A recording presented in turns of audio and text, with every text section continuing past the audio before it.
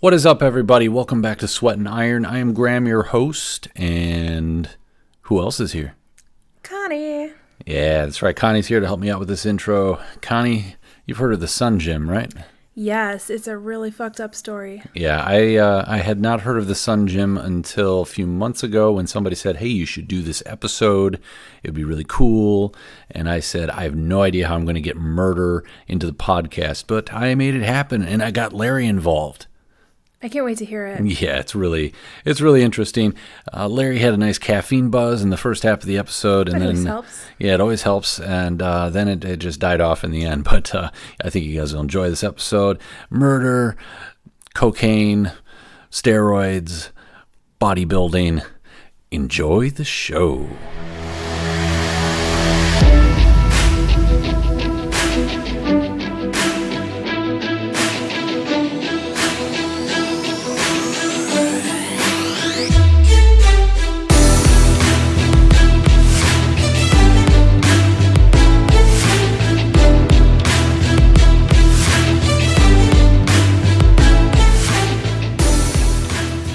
We talked about this off and on, doing this episode. This my favorite murder-sode. Yeah, my favorite murder, small town murder, although it's Miami, so it's not a small town. No. It's quite large. I thought some of it kind of takes place in Hollywood too. Hollywood, Florida, which is a complete, if you've never been to Florida, it's a complete shithole. Like I'm not sure if maybe. yeah, it's like I want to say 50 miles outside of Miami, maybe less, maybe more, and it's a den of like retirees and Cuban drug dealers, and like I think at one point during the 80s, in 90s, there was probably some Colombian cartel up there. Yeah, it's pretty rough. This does involve a guy. So we're about to get into a story where, we're all about the pre-workout. We like our stimulants. We like the caffeine. But as Larry pointed out, how did you phrase it? This is a story of what happens when you. This is a story of what happens when you mix steroids, cocaine, and bad choices. Yes. We have bodybuilders. We have murder. We have extortion. We have a lot of crime mixed in with guys who started out with a great idea and then it just fell apart. And they didn't just end there. They kept on trying to do more and it just got worse. Yeah, although I would say it's a great idea if you're high. If you're not high, it actually sounds like a really preposterously idiotic idea. But somehow this preposterously idiotic idea works for a little bit. It works. So let's get into it. And by the way, for those listening, please comment on who's more Karen and who's more Georgia. That's true. Oh, those two. All right, so let's take a trip. Let's head down to Miami. Let's pretend that we're in the hot sun. Humid as all get out. Cocaine is all around. We know it, but nobody likes to talk about it. Except when you're on it, and then you talk about it constantly. That's true. Yeah. Then you're just like, oh yeah, I love this stuff. It's great. Especially, football players back then. They thought that's what made them amazing. So Sun Gym. We're talking about the Sun Gym. 1987, the Sun Gym is opened in January by John Mesa, I think his name is, or Messi. It's M-E-S-E. But here's the thing. We'll just go with Mesa. Here's the thing. I don't know why he opened up the gym. I don't know if he thought that, it's a great area. I think that this would be a big hit. But he is an accountant, and he doesn't really know things about gym staff and whatnot. So here's his background. Actually, no, wait. Here's his background. He opened it up because he was a bodybuilder at Texas A&M. Then he was in the Air Force and he competed and became Mr. United Kingdom because he was stationed over there in England. So he decided to compete.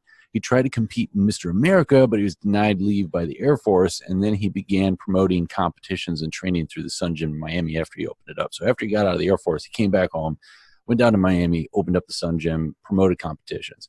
Problem was, he wasn't very intelligent when it came to holding on to his staff and hiring people. He was very smart when it came to accounting, but staff members were found to have cocaine, amphetamine habits, and accused him of being a swindler. And there were a lot of other outrageous stories going on with this gym. So the gym, he opened it up with all these dreams of, oh, we're going to have bodybuilding competitions, but it just was like, it was a mess. And it was just all over the place, Larry. It was basically LA Fitness is what you're describing. Oh, with less cocaine. Less cocaine.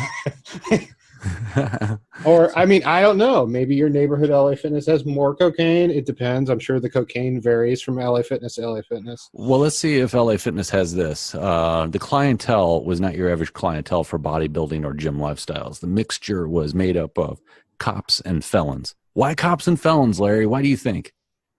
Because cops love to work out, and secret, but true, cops love steroids. Actually, the biggest steroid dealer I knew in San Diego was a cop. And felons love to work out. That's all they do. Uh-huh. And they also like to sell drugs. So I'm assuming that this was just like a unique synthesis of two people who just really like to work out and sell drugs and take drugs.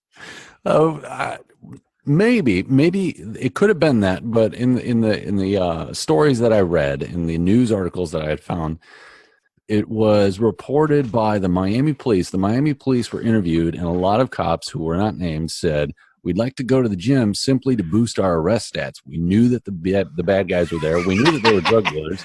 We would just hang out there, lift weights, and monitor all the dealings going on, and then nail them outside the gym." So it gave them a great opportunity to run license plates and background checks. They would just camp out at the gym and get a workout at the same time. That makes sense. I mean, it's weird because this was before steroids was scheduled. I think steroids were scheduled in 91, 92. Mm-hmm. So they must have been dealing like hard drugs out of this motherfucker.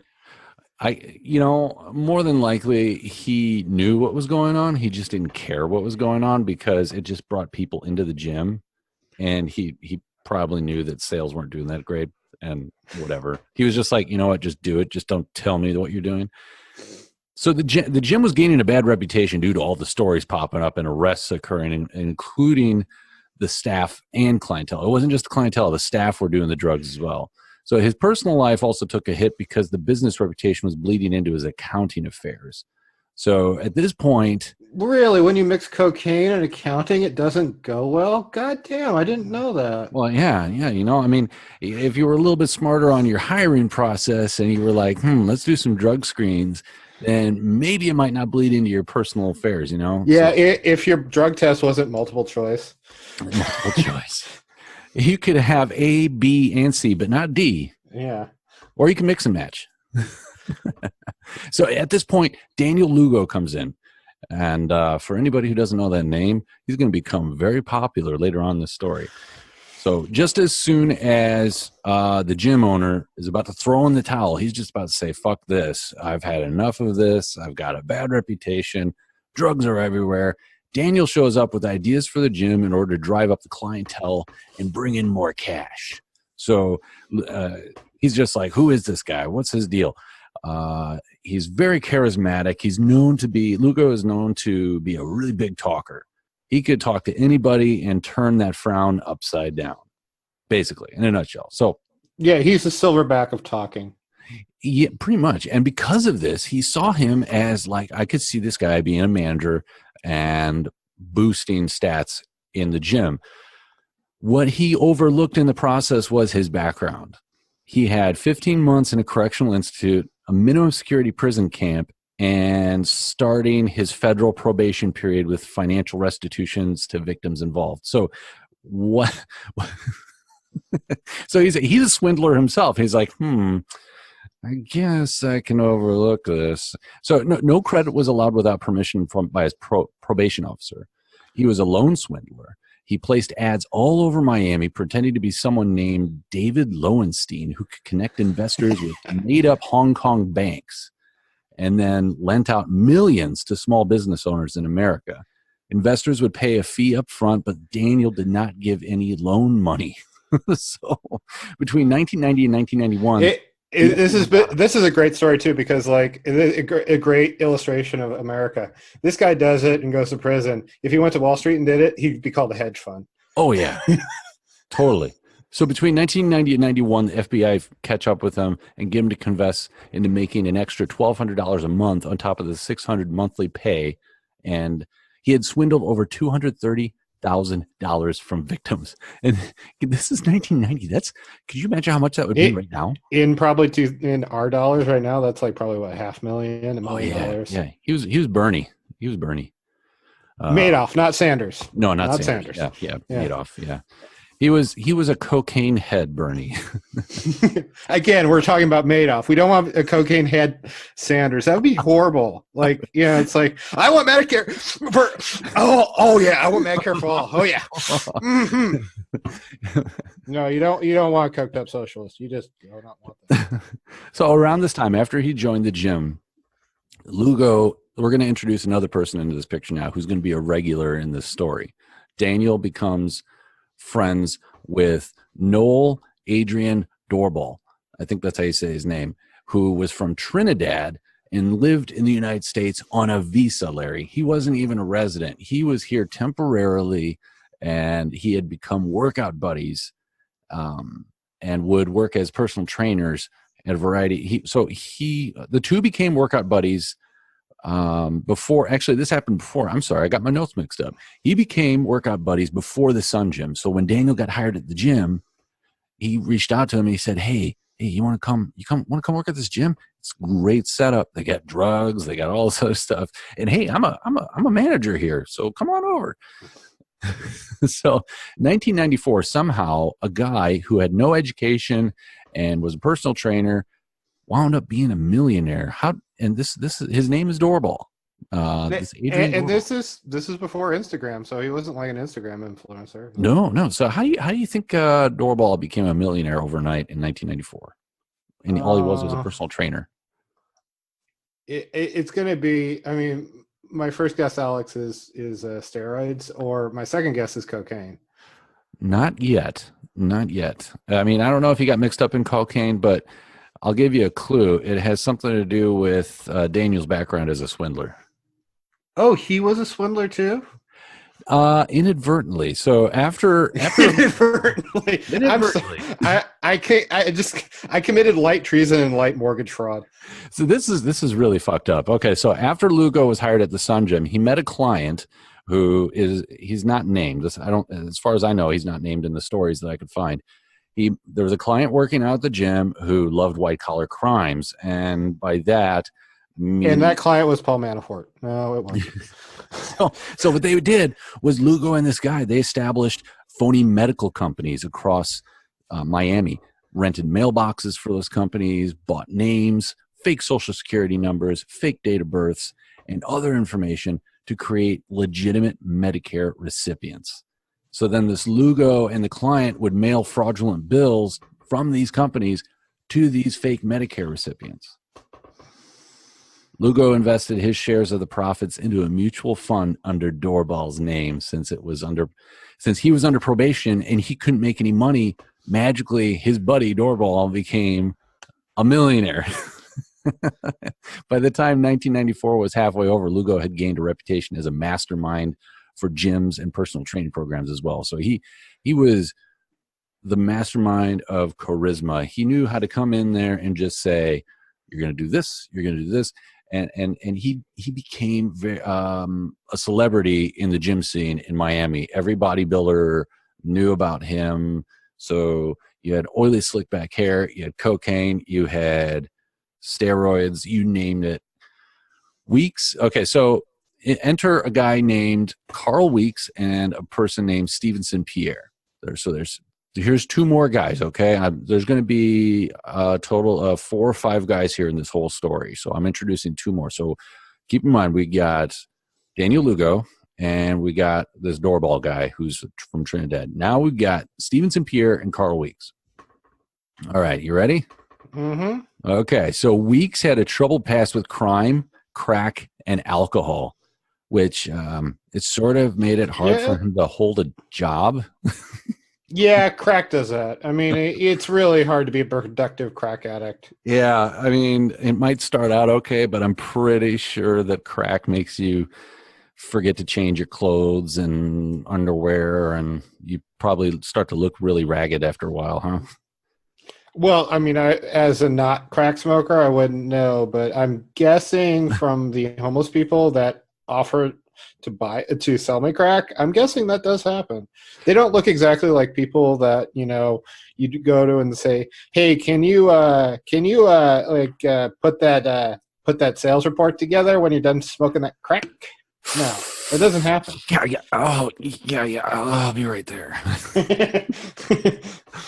So Weeks had a girlfriend, and his girlfriend was a cousin of a guy named Stevenson Pierre, who worked for Lugo at the Sun Gym.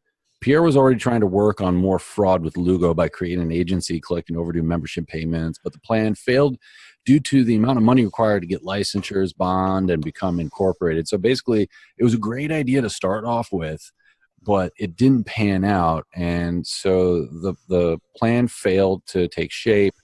And regardless of the failed plan and the inability to promote bodybuilding due to his small frame, Pierre was a very small guy. He remained on the payroll as the desk clerk because Lugo liked him, and he's just like, "I'll keep you around." So the girlfriend, who's the cousin of Pierre, introduced Weeks. Well, if he was a very small guy and he was a desk clerk, do you wonder if you could look over the counter? If you'd hit, or like we're trying to check in and you had to like kind of lean over the counter and be like, "Hello down there." Like he's a little frail lady. Yeah, exactly. Hello to the Sun Gym. And then in comes this guy with a crack habit who's recovering, and he's like, "Oh, I think I could help you out. We've got goals." Like suddenly this entire cast of characters is like the leprechauns from Lucky Charms. Oh my God, especially with the voice that I just did, yes. Yeah. Where's me pot of gold? Where's me crack and me Lucky Charms? Where's me crack? Don't forget the alcohol. So regardless of the failed plan, he stayed at the desk. Pierre introduced Weeks to Lugo, but Lugo was not impressed by Weeks. He wanted more trainers. He already had a desk clerk. He doesn't need another skinny, frail-looking guy, especially one who is trying to kick a drug habit. He was not bodybuilding material, so he turned him down. But out of the blue, months later, Lugo reached out to Weeks with a job offer of $100K to be made within 2 days. I wonder what this job offer is. He promised him $100,000. You can be part of this plan, make $100,000. You and Pierre and Doorball will all get together and we'll make some big money. We're selling Herbalife. Yeah, that's what it is. Yeah, it's what are those called? MLMs. MLMs. Multi-level marketing. Where your friend who you don't really know named Karen, there was named Karen, tries to sell you something. So now we're going to paint another picture, and we're going to introduce two more guys, a guy named George Delgado and a guy named Mark Schiller. Okay. Now, Mark Schiller hires Delgado, and from my understanding, Schiller has an accounting business and brings on Delgado. Delgado becomes friends with Lugo. And over time, Delgado makes enough money with Schiller that he buys a warehouse that he's able to store stuff in. He's got storage, and he distributes various things for his business interests in there. But over time, though, Mark Schiller notices that Delgado's hanging out with all these guys from the Sun Gym, and he views them as being shady people. He doesn't like Lugo. There's something about him that he doesn't like. He doesn't like the other guys he's hanging out with because, one guy looks like a crackhead and the other guy looks skinny and talks like a leprechaun. And the other guy is from Trinidad and just looks, this guy, Doorball, as we find out later, has a very horrible temper problem. So, and he loses. I don't know why you'd be concerned about that grouping. It sounds just like the Avengers, basically. Oh, except there's a cracked out leprechaun. Oh, except there's a cracked out leprechaun. Yeah. So all this stuff is going on, and Mark Schiller is basically saying, all right, I'll keep him on as a business partner. No problem. Over time, though, he you notice he just gets fed up with the crew that he's hanging out with. And he just says to him, he says, look, dude, I'm going to make you a proposition here. You can stay with me, keep making money, and or you can hang out with them. But if you choose them, I'm sorry, I'm going to have to let you go. So Delgado just gets fed up and he says, I'm sorry, I can't do that. These are my friends. And he continues to hang out with them. So out of the blue, Mark Schiller just cuts him off completely. I just want to say this guy's a great representation of cracked out leprechauns before hoes. That's my motto. Cracked out leprechauns before hoes.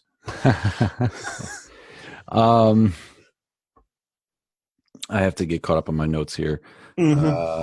So there was a brief time when Pierre, let's see. Another thing is Pierre and Weeks didn't really get along. Pierre was only helping out Weeks because of the cousin thing, and because Weeks just had a problem. His name speaks for himself. He was weak. He gave into his crack habits too easily, so he had to get straightened out before he could join the crew later on. The Sun Gym gang hurried over to the spy shop after Lugo came up with this idea for $100,000. They went over to a spy shop owned by some guy who was a born-again Christian. Beneath the banner, it read, Jesus surveils. God is love. Yeah. So they examined merchandise, and they pretended to be a security crew for a rock band. And they bought shock-inducing taser guns, stainless steel handcuffs, small Motorola walkie-talkies featuring privacy-enhancing point-to-point communication settings, just like the cops use. Lugo rented a burgundy Ford Astro van, and that's when they also devised a plan to use this warehouse that Delgado had. So what was the plan, Larry? What do you think the plan was? Delgado gets kicked out. He's friends with Lugo. He gets cut off from all his financial investments because he was partnered with this Schiller guy. Now he's got nothing. What do you think Lugo is planning? Something only a coked out steroid user would think of. So the plan is this. They're going to go after everything Schiller owns because in Lugo's mind, Delgado was wronged by Schiller. So Delgado had a wife with a baby on the way. So Lugo was going around saying, what kind of scumbag would take food out of a baby's mouth? So forget the measly $200,000 that Schiller was supposed to. There was like this big $200,000 investment that they were invested with. Delgado just basically lost. They were going to go for everything that he owned, the house, all its furnishings, $1 million that were invested in offshore accounts, and more than $100,000 in personal bank account. The offshore accounts included stuff elsewhere. He had Schiller had ties to Colombia because his wife was from Colombia, so he had a home in Colombia that he would go back and forth to. His wife lived in Colombia but would come to Miami and live with them there. So they got this Colombian connection going on too. His investment in, I don't know how to say this, La Gorche Palace, a luxury condominium built on Miami Beach, his Schlotsky Deli franchise near Miami International Airport, and even his credit cards. They were going after all of this. This was Lugo's plan. So the plan was to kidnap this Schiller guy and get him to write everything over in cash to these guys. He had a plan, and his plan was to tie him up and get him to call all of these places, sign over everything, and just say he had lost his mind. He'd met this amazing Cuban chick, was going to leave his wife, leave his kids, and just lam it overnight to some country overseas and disappear with all his money in cash. What do you think? That is an intensely complicated plan. You think normally, like, you kidnap a guy, you're gonna, I don't know, ransom him, or you're gonna, well, I guess that's kind of your only option. Otherwise, you're just gonna kill him. But I mean, like, That's like it's like amazing for like a bunch of stupid idiots. This is like intensely complicated because they've got to like convince him to sign it over, give him a reason. No, like if somebody came to me and said like sign over your bank account, I'm like, no, fuck off. I'm not going to do that. Yeah, I know, right? And on top of that, you got in your gang here, you've got a recovering crackhead and alcoholic. You got a guy who can lose his temper very easily. You got Lugo, who doesn't know how to shut up. You'll find out later this guy loves to talk. There's a reason why he's charismatic. He loves to talk. And then you've got Delgado, who knows how to pull people. He knows how to pull people's strings to get them to do what he wants. It was partially Delgado to begin with who got Lugo to do this. He just basically came to Lugo and he's like, he kicked me out. Oh, he's got all this money, and wink, wink. Oh, he's got all this money. It's not fair, wink, wink. And Lugo's like, I have an idea. We should kidnap him. I'll get you your money for you. And oh, by the way, can I have some of it too? But in order to pull this off, well, that's only fair, man. I mean, if I have to kidnap someone for you, I'm gonna want some money. I'm not kidnapping anyone, by the way. That's just no. I'm not doing kidnapping. So you've got two meatheads. You got two wannabe meatheads who just cannot build the muscle mass, and so over time they devise this plan.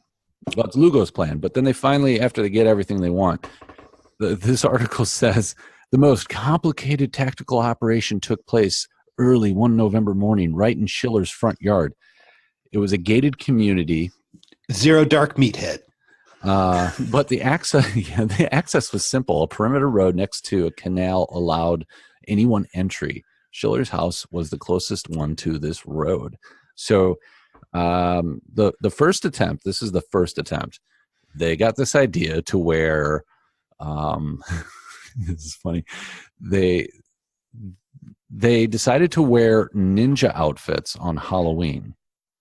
And go. Well, that just sounds like a completely logical, rational choice, not influenced by drug use. They decided to go trick or treating in the neighborhood, but something happened. You're probably not. They're like, no, you're all 40 years old. We're not giving you candy. No, they decided to do it a different night. They decided, you know what? Let's go to a strip club. Again, another perfectly rational, logical choice. Wait, did they go to the strip club dressed as ninjas? Because that's pretty awesome if they did. It doesn't say. I was looking for that. Okay, we're just going to go with the fact that they went dressed as ninjas. So yeah, let's imagine that four guys dressed as ninjas are hanging out at a strip club, and they're just like, yeah, happy Halloween, ladies. So here are I'm going to list off. There were six. Like, I got no honor, but you baby, I'm going to buy you a lap dance. By the way, Weeks had military background. He was in the Marine Corps very shortly and had some training. So some of these attempts, he tried to incorporate all, he was trying to tell everybody, if we're going to do this, we got to do this at night. We got to get in the right outfits. We got to crawl. We can't run. We got to do this. So there were 6 failed attempts. Wait, the Marines dressed up people as ninjas? Now the Marines are way cooler too. I think this is after the ninja thing happened. After they realized that they were going to go to a strip club, they got more serious. And so the first attempt was ninja outfits, but they went to a strip club. Then they tried getting Schiller on the expressway, but Schiller took an unexpected exit on a ramp, and so they totally missed that attempt. That was a stupid thing. Then the most notable attempt was when they decided to get dressed up in dark military gear. Some of them they're kind of spread out on the lawn. They were crawling up. This is where he got into his military background. He decided to do a bunch of crawls through the yard. That he said, all right, we got to get down on the grass. We got to crawl. But then there was this car coming down the street, and they were afraid they would get noticed. So they got. How would you get noticed? There were a bunch of like meathead guys crawling up a lawn. That's completely inconspicuous. They got spooked and they ran back. Lugo was hanging out in the van, ready to pull up, and they said mission abort, and so they were like crap. So Lugo pulled up in the van. They all got in and drove off. Then the funniest one out of all of them was. They had this plan that Lugo would drive his Toyota Camry, block Schiller in an alley after Schiller left wherever he was, and then the guys would come up and in the van, the Astro van that they had rented, and put him in the van.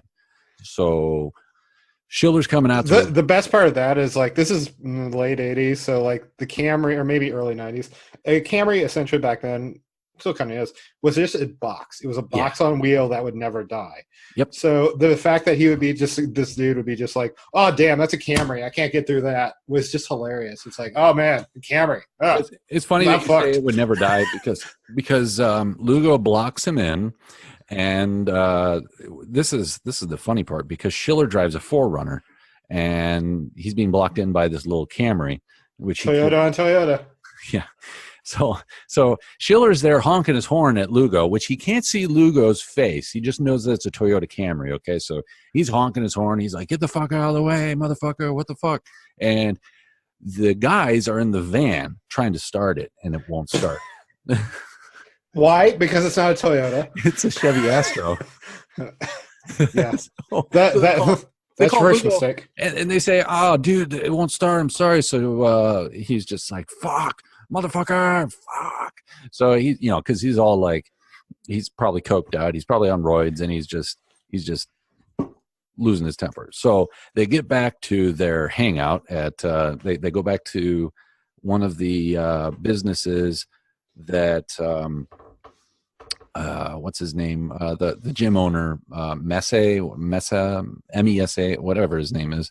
He owns this accounting firm building, and Lugo hangs out in there and has an office space too, because the two of them like. Because who doesn't chill at the H&R Block on their downtime?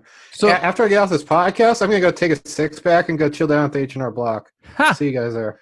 So morale was really low after this missed abduction. They were just like, you know what? We've had like 6 failed attempts, and Lugo was just getting pissed. So, it was the Miami Lakes business office he shared with John Mesa, whatever the fuck his name is. So Lugo just loses his temper, and he goes, listen up, fuckos.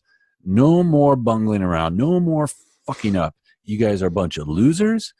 I will, so you got to remember, though, that Lugo is the one with all the money here. Even though some of the money, it was put in Doorball's name, Lugo was somehow, he made them think that it was his money, but they were too stupid to know that it was under Doorball's name, I guess, because, Lugo can't have any money because he's still under probation, right? So he's telling them, he's like, listen up, no more hot babes for you. You can't get laid. No more working at the Sun Gym. And we're not going to get any of this, anything else. And keep in mind, and he's like, I'm taking away your ninja outfits. The Medicare scheme was still going on. So he's just like, I still got a backup plan here. And so the other guys were like, oh, we could do this. We could definitely do this. But there was a catch. The catch was they were going to get rid of Pierre. For some weird reason, Pierre was holding them up. They found him to be dead weight for some reason. They just because his name's Pierre. Like you can't do anything with a guy named Pierre. They felt he wasn't so gung ho about the assignment, so he was like, "I am not very gung ho. I'm like French. I'm not gung ho at all. We run away from these situations." Oui. They dropped him off, and they reached out to a different guy. This guy they knew had a background of being a private investigator. He was a bouncer at a club, and he had experience with guns. He owned guns, and he knew the detective business. And this guy's name was Mario Sanchez, a.k.a. Big Mario, a former Sun Gym weightlifting instructor and licensed Florida private eye. So he was actually in a private jam of his own doing. He was financially struggling, and he had an old Volkswagen Jetta that it was getting run down. But he had several assets still, and he had a concealed weapon permit, and he had a .357 Magnum revolver that's noted. So later that day, after Lugo rips him a new one, Doorball approaches Sanchez and says, look, dude, let's get in this van here. Yeah, because that's how I approach all my friends with business offers. I roll up in a really shady Chevy van, and I'm like, hey, get in. We're doing business. come on, get in this van here. I got to talk to you about something. Yeah. Ignore the fact that I'm dressed like a ninja and my friend's dressed like Pennywise. We got some business to do. So he gets in the van. He's just like, okay, I remember you. Yeah, you're from the gym. Okay, cool. Yeah. So he gets in the van, and there's Weeks, this frail looking dude, and he's just like, oh, hey man, we need an intimidator, and you're gonna be that intimidator because well, here's the story. They climbed into the van with Weeks and Doorball laid out an offer. Doorball needed an intimidator because he planned to collect money from a drug dealer who welched on a debt. So Sanchez could earn an easy $1,000 in one afternoon. Now let's back up. Lugo said that the other guys could get $200K easy and split it, $100K each, right? And then here they go. They say, Sanchez, we can give you $1,000. We'll give you $1,000. I don't think they told him how much they were making. They must have just been like, we'll give you $1,000. And he was probably like, oh, you got to remember, what is this, 94? Yeah. And so I was talking with Connie, and we're thinking $1,000 in 94. I mean, $1,000 today still is a decent amount of money. I mean, that could pay off one bill depending on how much you have. But back then, that would have been still a lot. Yeah. That was like an infinite amount of money back then. So here's the problem, though, is Sanchez is just like, is this a big drug dealer we're collecting money from? Because they're like, no, we only rip off leprechaun drug dealers. It's like, what kind of question is that? Is this a big drug dealer or a little one? Because if it's a little one, if he's very short, I can overpower him, no problem. And I know that he'll have little friends, and they'll be easily taken care of. But if it's a big one, he'll have big friends, and they'll be like big muscles and big guns, and everything's big. They'll have big dicks, and then they'll hit me with their big dick. I'm gonna slap you across my big dick. He knew that approaching a drug dealer with a money claim wasn't the safest way to spend an afternoon. That's what the article says. I don't want to go. Shit. He said, I don't want to collect any money from a drug dealer in Colombia who's connected to the Colombian cartel. I don't want to wind up dead. My picture on the front page of the Miami Herald with flies and maggots in my mouth. Following that meeting, though, so unexpectedly, Sanchez went to his apartment. Doorbell and Weeks unexpectedly showed up at his apartment. He was still reluctant to participate. So Doorbell assured him he could pick up a quick grand for doing what he did nightly at this club that he was being a bouncer for. Look, man, he basically said, you just got to look big and mean, man. Just maintain that aspect and you'll get out of your debt, no problem. So Sanchez finally agreed because in his mind, he was thinking the holidays were coming up. And he really, the only reason why he was doing this is he wanted to pay off some debt. He wanted to get a nice present for his kid, and he wanted to have a Merry Christmas. So that's that. So now we're starting. Now this is when the plans really start to take off because they had two fuckos, two meatheads. They got rid of one fucko. They got two meatheads, one fucko, and now a guy who sort of knows what he's doing. He knows how to get, look into somebody, get a hold of them, and plan better, right? Yeah, although, I mean, their planning up until now has been flawless. I mean, they crawled across a grass lawn in the middle of a suburb in ninja outfits. I mean, that's just brilliant. Well, they planned, let's see, so that same afternoon, this was the same day plan, man. So after they finally convinced him to go ahead with them, we're going to follow Mark Schiller. This is the same afternoon. So Mr. Schiller is over at he's over at his deli, and he's going to meet a prospective buyer who wants to set up a franchise. And despite its location near the airport, the eatery actually attracted not a lot of business. So he's been trying to sell this franchise for quite a while, and he was really hoping that somebody would buy it because he had laid off several employees at this point. So he was hurting financially by holding on to this piece of business. So he waited and he waited and he waited.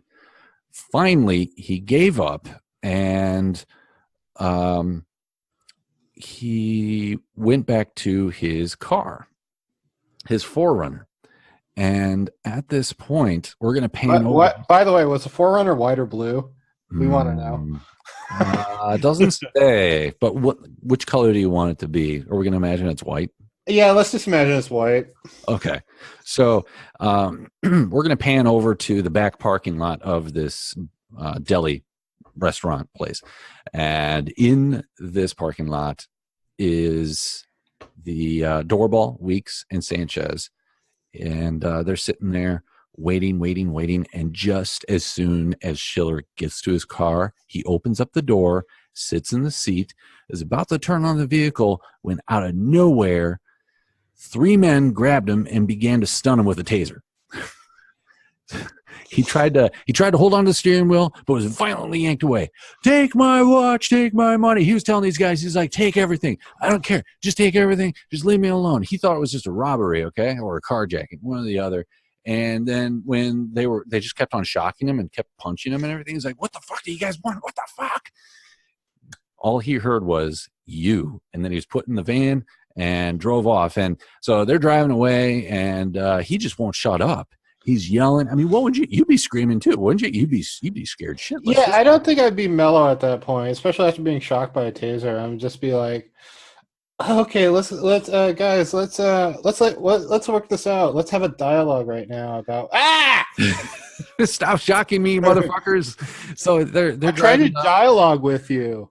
They're driving down the road. They're in the, let's see, I think they're on the freeway. Someone pulled off this guy's Rolex, took the wallet from his back pocket, ripped off his Star of David necklace, so he's Jewish. We've got ourselves a genuine matzo ball, one of the captors announced. That's racist. I know, right? I mean, if somebody's going to say that this is racist, I mean, go ahead, say it. Because this is not me saying it. This is an actual quote. So if anybody's going to get offended, you might as well turn away now, because it gets worse from here on out. So they were laughing and taunting this guy, kicking him in the vehicle. He kept asking, why are you taking food? One of the guys kept saying, why are you taking food out of a baby's mouth? How come you're allowed to have so much money while we have so little? Schiller wouldn't answer him. His face. So somehow I'm just now picturing like a really buff Alexandria Ocasio-Cortez just like hitting him in the face with a taser. Like, why do you have so much money? Power to the people. What? We need money. Oh, yeah. Yeah, these guys were sounding. He thought that these guys were evil anti-Semitists, American, he kept silent the whole time. He did not want to debate these guys. And he was just like, you know what, I'm just if they're probably going to kill me, there's no point in talking. So he's near unconsciousness when he realized that the van had come to a stop, and a voice in the front of the vehicle spoke into a cell phone saying, "The Eagle has landed." And original. He didn't know it then, but they were going to Delgado's warehouse. So the plan is still in effect. They were taking Schiller to Delgado's warehouse, where there would be some serious torturing going on. Well, because light torture never gets you what you want. It's just like kind of a weird compromise. It's like, no, you gotta go. It's like light waterboarding. It's just like, okay, that's a nice thing. A shower, guys. Some people are probably wondering, okay, how much money does this guy have? All right, let's give just a tiny background to Schiller and some of the stuff that he's got. All right, so Mark Schiller was born in Buenos Aires.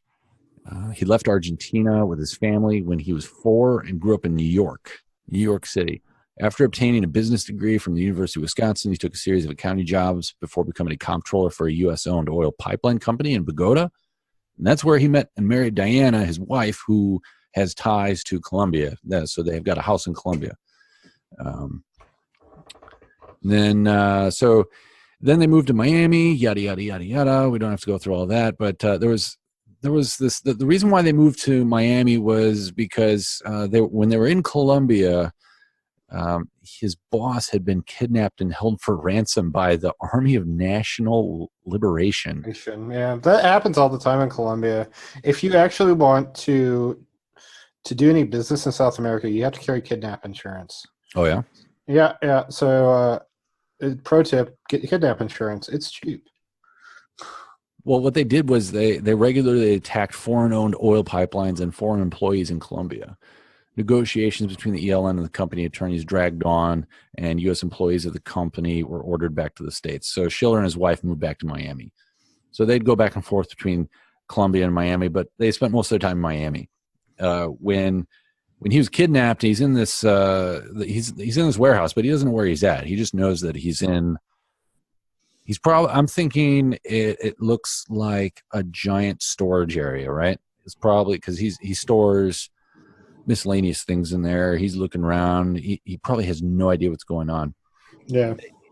Schiller had a lighter on him, and they used this lighter to let's list off some things that happened. For 2 hours, he was tasered. Yeah. He was punched. Okay. Was pistol whipped, probably by the Magnum. All right, we're getting there. The men took the lighter and burned him on the arms and chest. So probably had some, well, I mean, unless he was shaved, he probably had some burning hair. That probably didn't smell good. Yeah, that smells terrible. And then at some point, they played Russian roulette with this guy. These assholes actually played Russian roulette. Oh, my God. It's like Deer Hunter. So they gagged him, blindfolded him, and chained him to a warehouse wall. And he found it ironic that he had moved his family to the United States to avoid that very thing from happening to him. And here he is. These were the thoughts that were going through his head. He's like, isn't it ironic? Don't you think? This is like rain on my wedding day. So they wasted no time that evening getting stuff done. They got Schiller's car from the deli parking lot and drove it to the warehouse, jammed a pistol to his ear. They presented him with a number of scripts. So they had all these things lined up. Remember I told you he had this story to tell about running away with a girlfriend? Mm-hmm. So the first step was, let's call the wife and tell her to leave. So we need her out of the picture. We need her thinking that they're in trouble, that they need to get out. So he called his wife and he said, get the kids, get out of the house. Don't call anyone, especially the police, and go to your family in Colombia. There's nothing fishy about that, right? Yeah. Well, also this kind of points to this Schiller guy must have been like wrapped up in or had something kind of dark in your background, because it's like the logical reaction of moral people who don't commit crimes is not like, when somebody tells you get out of the house, don't call the police, you're like, what? No, I'm calling the police, you weirdo. Yeah. But like, if you're like involved in, have like connections, quote unquote, to Colombia, like, yeah, of course, that's a pretty natural reaction. It's like, oh, get out of the house, they're coming to kill you. Mm-hmm. Oh, we'll get into Schiller later. I don't think he's all that he's cracked up to be. I don't think he's an innocent guy. I think he just happened to have fate catch up with him at some point. So, all right. So he's being tortured. He calls his wife. He says, get the fuck out of town. Take the kids with you. So his wife gets terrified and took the children back to Colombia. But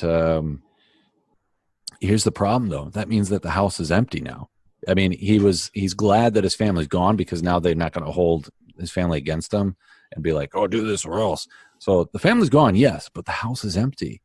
So Schiller's next call was to business associates over the next few days. They held him here this is days, man. They got him in his warehouse for days.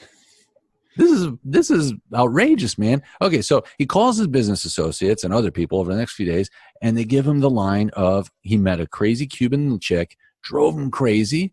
He went crazy. I don't know how many times I can say crazy. They said crazy. They say loco. They say crazy so many times in this script for him. He said, she drove me crazy, insane, loco, crazy. It's like, dude, are you is somebody telling you to say this? No, man, she just drove me like super crazy. It's like this is like the 8th time you said crazy. It's like, I totally don't have a gun to my head right now. Are you sure you're not crazy? Have you been doing cocaine? So here's how the line goes. She drove me crazy, so loco, he was going to convert his assets to cash and ride off into the sunset with her. Also in that time, that sounds like a lyric from a Britney Spears song. He drove me crazy and turned my assets to cash. But at this time, they also kept saying, we need your autograph. Can you give us your autograph? They kept telling him to give them their autograph. What? Yeah, so like, was he famous for something other than being no, weird? I don't think so. He was wondering why they wanted his autograph. He was blindfolded, and he knew that he was signing stuff. So he was just signing papers left and right. He had no idea what he was signing. He slowly began to comprehend the genesis of his kidnapping, is what this article says. So that he finally came to terms. He's like, I understand what they want. Over time, They're having the autographed baseballs. here's what he says later on about Lugo. He said, I began to recognize Lugo's distinctive voice, which had it reminded me of Mike Tyson's lisp with a New York accent. Yeah, so go ahead and tie you up, and if you could sign these documents, that'd be great. Oh, by the way, I need you to make some phone calls.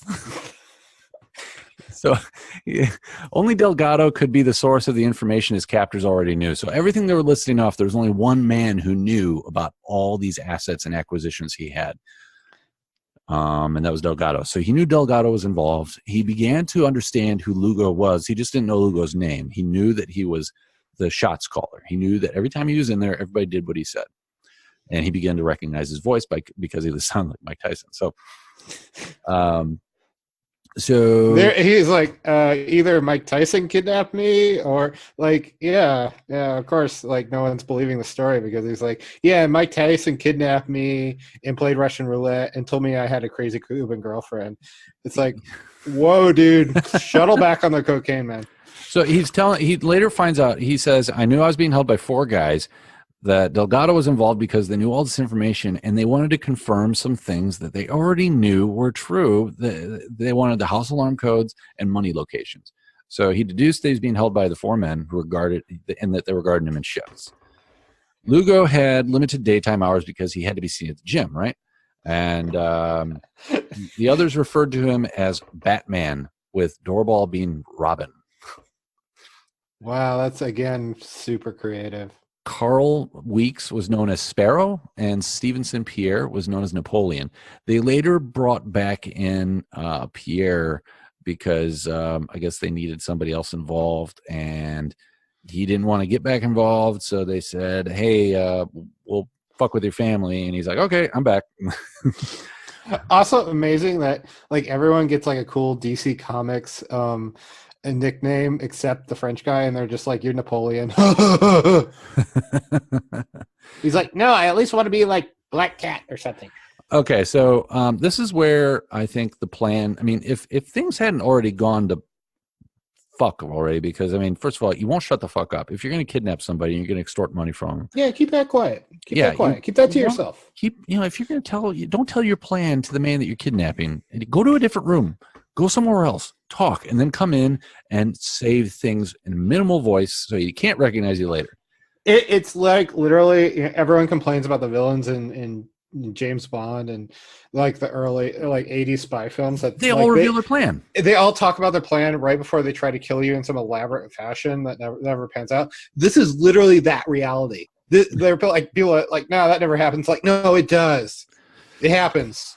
It's at this point that Lugo's wife decides to show up at the warehouse.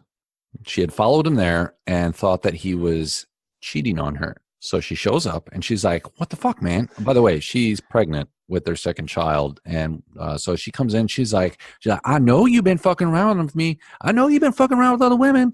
What is up, yo? I don't know if she really talks like that, but but she's her name is Lucretia Goodridge, and she's a devout Buddhist.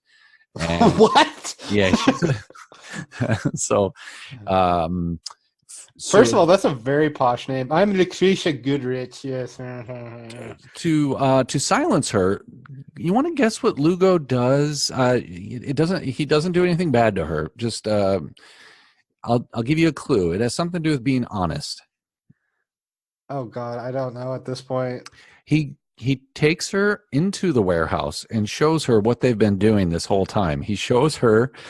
He's like, hey, honey, surprise. He's like, I haven't been cheating on you. I've been trying to get us $200,000 and other money on top of that and other assets. Here's this fucker who just won't sign everything over. We're almost done. If you could leave us alone. And this guy's like covered in blood. He's got burn marks on him. He's He's been pistol whipped. He probably isn't recognizable very much because of everything that's been going on. So she's just like, he's chained, he's blindfolded, he's emaciated and filthy. So there's no reason why she kept her mouth shut. Believe it or not, she didn't talk about this. So she said, okay, she's like, okay, I'll see you at home, dear. Dinner at 6. I'll have dinner ready. Just try to be home earlier than usual. Again, this story is literally like people all along the way who should have just said, you know what, this is completely insane, and instead they're just like, yeah, okay. So after a 2-day abduction, the Sun Jin gang had hoped for, it took weeks. We're talking weeks of torture. That's a terrible outlaw name, by the way. It's like the Sun Jim gang. Yeah, we're going to steal your gains from you. Yeah, they tried to. The big score eluded them until his accounts from Switzerland and the Cayman Islands finally were routed to the Miami bank account that they told him to put it in.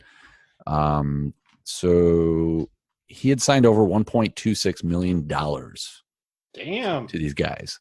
So they were making bank. And again, this is like 1994 money, so that's probably $5 to $10 million today. Oh yeah, yeah, tripled, quadrupled. So on December 10th, Lugo finally tells his amigos it's time for him to die. We don't need him anymore. Why don't you get rid of him? So there was, after all, part of what they had signed was a $2 million MetLife insurance policy. And one of his signatures had designated Lugo's ex-wife, Lillian Torres, as the new beneficiary. They'd get him. So the idea turns into this. I don't know why. They had to make it look like an accidental death in order to get the insurance money, right? Right. So they decided, let's get him drunk as fuck. Get him in his 4Runner and make it look like he crashed. So they tried vodka, tequila, chocolate liqueur. Why the fuck chocolate liqueur? It all made Schiller grossed out. But what choice did he have except to keep guzzling? They just shoved it down his throat. He didn't want to be tortured. So they're just like, hey, drink some more. They weren't telling him what they were going to do. They're just like, hey, party up, man. We're having a good time. Drink this. And he's just like, okay, I'll do it. And Sparrow, a.k.a. who is Sparrow? Was that Weeks? I think that was Weeks. Encourage him. This was the only exit from his shackles. So he said the only way he'd ever see his family again is if he kept on drinking. Keep on drinking, dude. We'll let you out of here. Batman had a pal in customs at Miami International Airport who would... Batman had a friend in customs. Where is it? Where is the alcohol? So he would bring in spirits for Schiller on an airplane. Let's see, what does this say? Had a pal in customs at Miami International Airport who would spirit Schiller on an airplane for Colombia, but Schiller must be so blitzed he'd never be able to ID the man. So they were telling him that, okay, we're going to get you back to Colombia, but the only way we can do this is if you get drunk as fuck so you can't ID us. We're going to put you on a plane back to Colombia, but you got to get so drunk. So he's just like, okay, I don't want to see you again. I'm going to get drunk. So he could no longer picture his wife or his children. He tried nothing. He couldn't down this stuff anymore.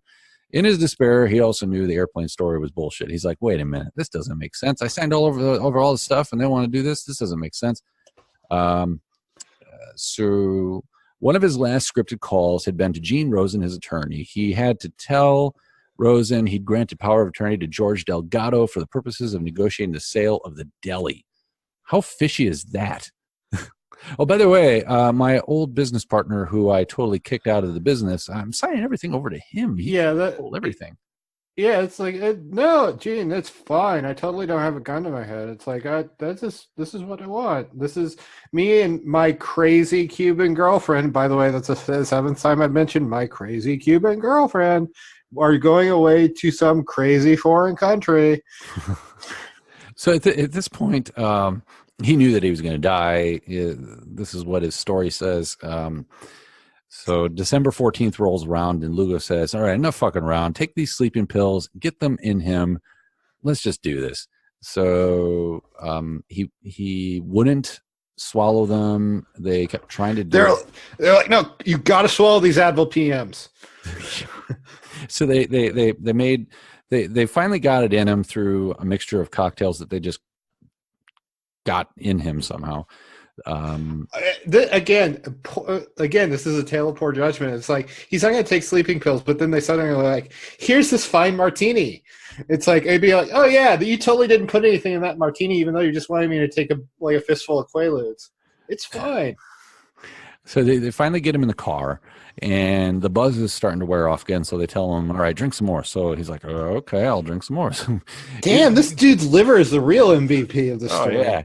At 2:30 in the morning, after 3 days of forced drinking, Schiller was tossed into the passenger seat of his Forerunner. Lugo drove while Weeks and Doorbell followed in a Camry, which is Lugo's Camry. So you're going down in your own vehicle, following this guy's car. I don't know. This isn't panning out. So in my mind, it doesn't pan out very well. So they picked out a crash site in the warehouse retail district 3 blocks south of Schlotsky's. So the deli that he owned. So it was kind of one of these things where it's like the deli's not going very well. He's inebriated out of his mind. He's lost all his money. It was a midlife crisis. He lost his family, business, his house, his investments, all over this Cuban chick. So the story totally changed. It's like, okay, I got all this money, but then she ran off with my money and she's gone, and I'm going to drive off the road. I'm going to commit suicide. So Lugo drove the car, and just before, when they reached the spot, they strapped Schiller into the driver's seat. Lugo moved to the passenger side, stomped on the gas pedal, and steered the vehicle toward a concrete utility pole. Just before the collision, he jumped out. When they ran up to inspect the wreckage, they found Schiller in the driver's seat, alive but still unconscious. So Lugo grabs some gasoline, puts it all over him, and they also put a propane tank from a barbecue inside the car to be like, all right, let's have some extra, collateral. So wait, this dude was like at Schlotz. Like in their mind, like, what's the story? What's the story that the cops are going to assume? Oh yeah, he would spend 4 days drinking at a Schlotsky's deli, and he decided to commit suicide in this incredibly elaborate way by placing a propane tank and covering himself in gasoline, then running into a concrete pole. Yeah. So then Lugo lights the gasoline on fire. It gets set ablaze. Once the fire got going, the portable barbecue tank they added for good measure would explode. As they were pulling away in the Camry, they saw Schiller open the door and climb out. So he's just all. They didn't think to tie him in or something. No, they didn't. I think his hands were chained together or something like that. I think his hands were still he was handcuffed, but he wasn't handcuffed to the car. So he got out of the car and he started to teeter away. He was still drunk and he was just like, whoa. So Weeks was still driving the Camry, and Lugo kept screaming, saying, get him. And Doorbell was apparently laughing this whole time. He's just like, oh my God, this guy won't die. So Schiller just could not walk in a straight line. So every time they tried to hit him with the Camry, it was hard to hit him. He's like, he's drunk, but still thinking, run in a serpentine fashion. So Weeks couldn't hit him with the car, but Weeks finally nailed him with the front grill, and Schiller bounced onto the hood and flew off. He began to drive away, but the other two were like, no, you got to go back. You got to run him over. Just run him over. So Weeks turned the car around and ran him over. Do it again. But when they tried to go back, there was headlights approaching. So he chickened out and drove off. So later on, Schiller's just laying there on the ground. The Forerunner's engulfed in flames, and probably the propane tank has exploded by now. If it hasn't, it will. Later, Lugo tells Delgado, hey, come to the warehouse. Let's talk about this whole thing, and let's marvel over all this money we made. So Delgado shows up, and he's like, did you kill him? And he goes, well, we We drove him to where we were supposed to drive him. There was an accident, but he got out of the car. But don't worry, we ran him over twice. And Delgado's like, what the fuck, man? He could still be alive. There's no way he's dead. And Lugo takes him and he points to the car and he's just like, look, if he is somewhere, he's probably dead. And look at this. Look at the body of this car. Would you survive this? Wouldn't you think this would have killed somebody? And Delgado's reactions was no. So, yeah. I mean, that just shows you that they're not really car people, because I would have just looked at it and been like, yeah, of course he survived. That shit's plastic, moron.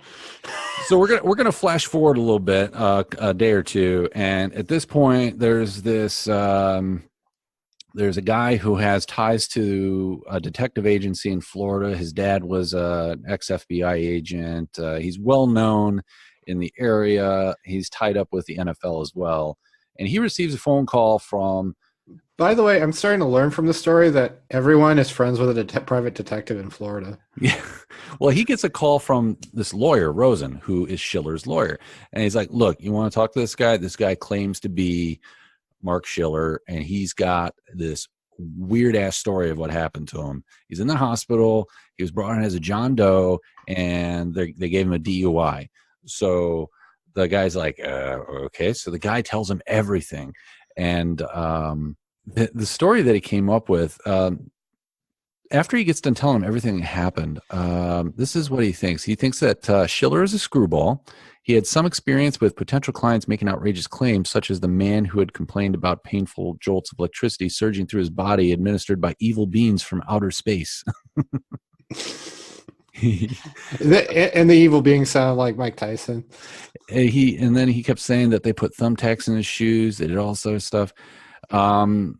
If it were true, this would be an amazing story, he thought. But then he's also thinking, well, this guy could be out of his gourd. But then again, who can make up such a story? And if this is true, it could be tied to drug dealings. And if that's true, there could be somebody that's out after him. So he finds out that he decides to err on the side of caution, and he takes him seriously. He's like, this could be a big case. But then he's thinking, if I assign a guy to this, he doesn't want to. First, he wants to give him some protection in the hospital. All these thoughts are going through his head, right? He's like, I want to give him some protection, but if this is a Colombian drug deal or some sort of weird ass drug deal, they're going to be sending hitmen there, and then my guys are going to die, and then I'm going to be out of good guys, right?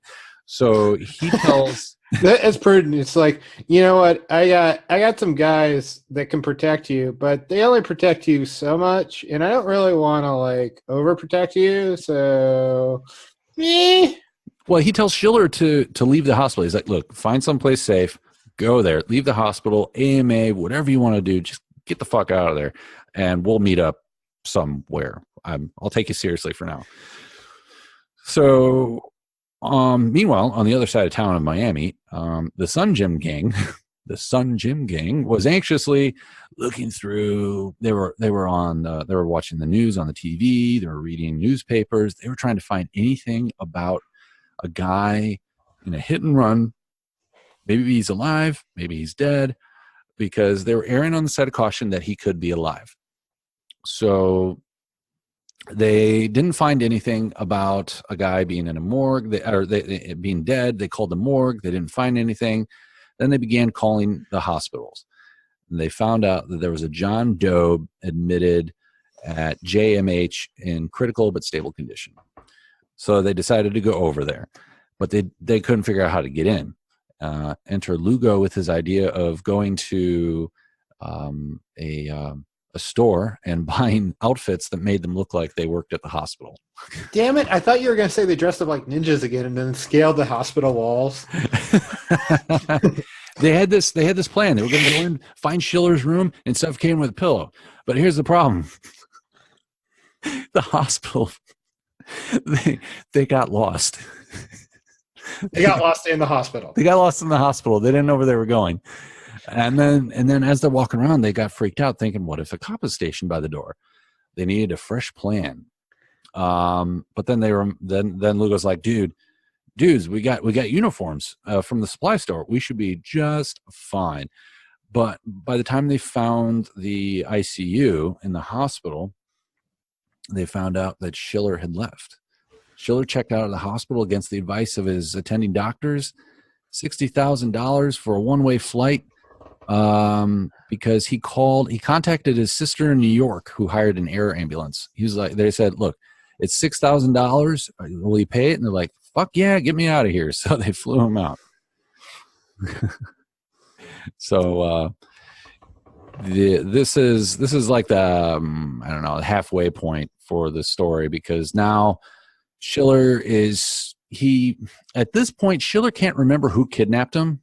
He doesn't remember everything exactly. He's just like Mike Tyson kidnapped me. Yeah, he just remembers a guy with a lisp and that there were 4 guys. He signed over assets, and he doesn't know much more than that.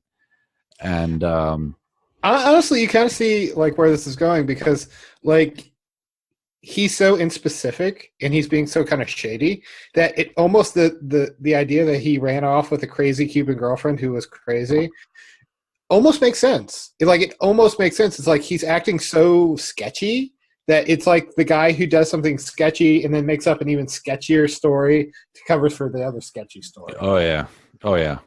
So Schiller spent the next he recovered on Staten Island University Hospital. Well, thank God. Yeah. And he had trouble doing all sorts of things. He couldn't walk. He had trouble going to the bathroom, all this other stuff. He needed help with everything. But the problem was he couldn't forget what happened to him. He knew that he got all these beatings. He knew everything.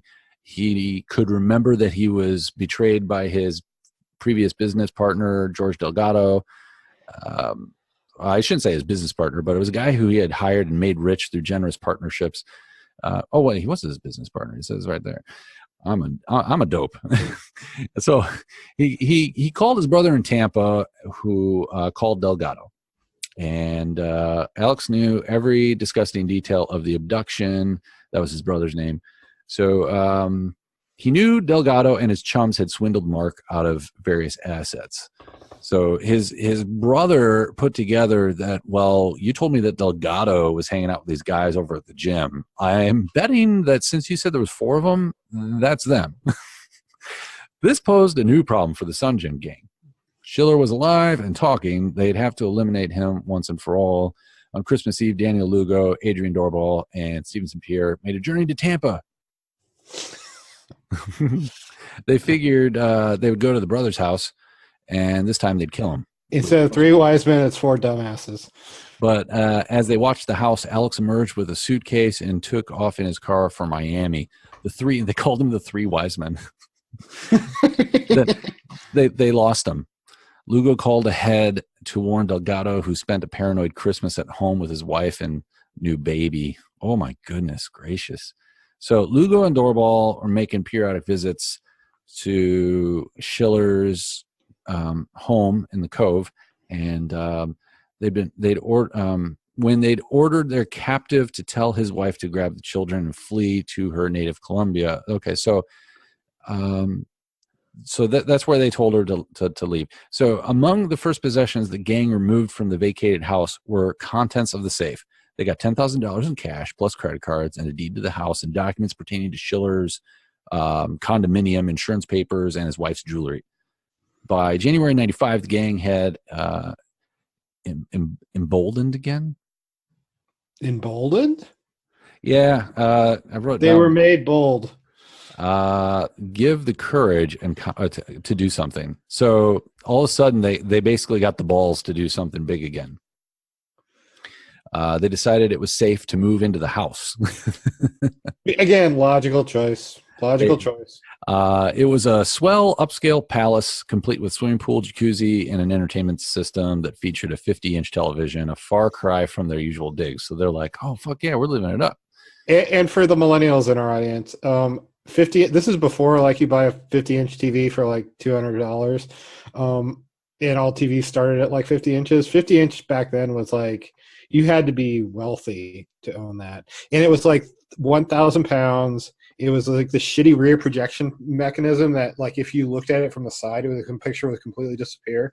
But everyone wanted one. So let's go over some things that they decided to do. They decided to go balls to the wall with the money that they had gotten. Lugo was still under. This is like the BuzzFeed listicle of poor choices. He's still under federal probation, so he couldn't show that he had any income other than what he was doing. So he leased an $80,000 gold Mercedes in Delgado's name. Carl Weeks, the unemployed New York welfare recipient, moved to Miami to clean up his act, received about half the promised $100,000 payment for his role in the kidnapping. Pierre would receive only $30,000. So he totally fucked him over. He's like, yeah, we're going to get $200,000 and you're going to get 100 piece. So he gave him almost 50 and he gave him about 30,000. He had an attitude problem, they decided, and had been conspicuously absent during the most crucial episodes, including the final night when they tried to kill Schiller. So they're starting to bicker about the money, basically. Lugo was the point man in the new surroundings. He introduced himself around the neighborhood as Tom and explained in terms that would alarm no one that he and his colleagues were members of the U.S. security forces. Yeah, we work for the government. We're military, special ops, special forces, security. Yeah, we're part of Space Force. We're the new Space Force. The house had been confiscated and was now government property. Tom and his crew would take care of its maintenance, and any strangers seen coming and going would be foreign diplomats, most of them from the Caribbean. Yeah, that's not alarming at all. It's like if somebody moved in next to me and they were like, yeah, I'm a federal marshal and we own this now, I'd be like, what the... Huh? They didn't downplay their that they were there at all. They got to know their neighbors. They borrowed tools from them, returned them. Well, I bet they did. I bet no one said anything because they thought they were part of like U.S. Space Force. So like Space Force needs your lawnmower. How'd that mission go, man? Oh, great. Neighbors accepted over 12 UPS deliveries and handed them over without question. So Lugo spent a lot of time at the spy shop where they had been previously. So he's upgraded from hanging out at the H&R Block to hanging out at the spy shop. That's an upgrade. He bought a video surveillance package worth $7,000 for the with a 25-inch monitor installed inside the main living room of this mansion. He hired gardeners to add shrubbery and a dense mass of bougainvillea. Bougainvillea. Bougainvillea, is that big bushes? I have no idea. I've seen it in writing. I have no idea. I have the opposite of the green thumb. I like kill everything I ever try to plant, so I stopped long ago. So I have no idea what that is. You know what it is? It's a giant flowering plant. When it opens up, it's just these bright flowers. It's huge. So basically he's trying to because that's an actual real like security deterrent, those giant flowers. I was gonna rob this place, but I just saw the giant blooming flower. I'm just like, oh no, I'm out. Weeks began sleeping over for days at a time. Sometimes Doorbell crashed there as well, but it was mainly Lugo's residence now. After dealing with domestic matters and putting in appearances at Sun Gym north of Miami Lakes, Lugo and Doorbell often headed out in the evening to Solid Gold and North Miami Beach Strip Club. So they hung out at the strip club. They'd go to the mansion. They'd go to the gym. So they got all this going on. Lugo set his sights on one of the strippers too. So Lugo's got a wife, but he over time gets to know the stripper and he gets a mistress. Yeah, because I mean that's just a logical progression. It's like every man wants two things: a wife and a stripper girlfriend. So both him and Doorbell decided to get stripper girlfriends, and they had the perfect build for it because they looked like two gym jocks, and the strippers were like, oh, and then he had this big mansion. They had all this sort of stuff. So they were just he was spending money left and right that you know, you do all this stuff and all of a sudden you're like, woo. Basically over time they took trips to the Bahamas. Why would Lugo had odd hours, and his occasional trips to the Bahamas, he'd bring along night vision binoculars, and she was just like, why Lugo said that he was at this point, he was telling the strippers what his job was, that he was a music video producer. And she was Also, like, he why? was part-time in Space Force. Why does he have night vision binoculars? She's just like, why does he have these? Why would it? He's a creeper at night. That's why. um, so the stripper demanded an explanation of what was going on. Look, if you're ever going to understand me, if this relationship is ever going to be real, you've got to understand my work. I'm with the Central Intelligence Agency, is what Lugo told her. I think that's what you tell every stripper, actually. Oh, yeah. If she gets curious, just say, I'm in the CIA. On another CIA job in Hong Kong, he had to live there for a week in a tree, he said. I lived in a tree. when you're in the CIA, sometimes you just got to live in a tree, okay? And this is where the lack of education shows, because I don't think there's one goddamn tree in Hong Kong. So after living in the tree, I had to get the night vision binoculars. The night vision binoculars helped me look out the tree because you can't see out of a tree without them. I don't know if that's how that really went, but I'm pretty sure she believed him. So Lugo swore her to secrecy. And she was raised in Romania on a steady diet of American movies and was happy to oblige. So she was just like, this sounds about right. This sounds like the movies I saw. She was thinking of like 007 and Bond films. So Lugo just played off of that because he knew that she loved that stuff. So Doorbell had moved nearby. And so they were all near each other doing all sorts of stuff. And they're basically trying to get... It was like a homeowners association of crime. Pretty much. The problem was that Doorbell couldn't really get a woman himself. He'd try to, and then it wouldn't pan out. So, and I think I read when I was reading up when we were talking about doing this, is like I think at some point he had like steroid-induced impotency, which is like a thing. Like if you do too much gear in the wrong way, you can shut yourself down and like you ain't gonna have no fun. So I think that was part of it.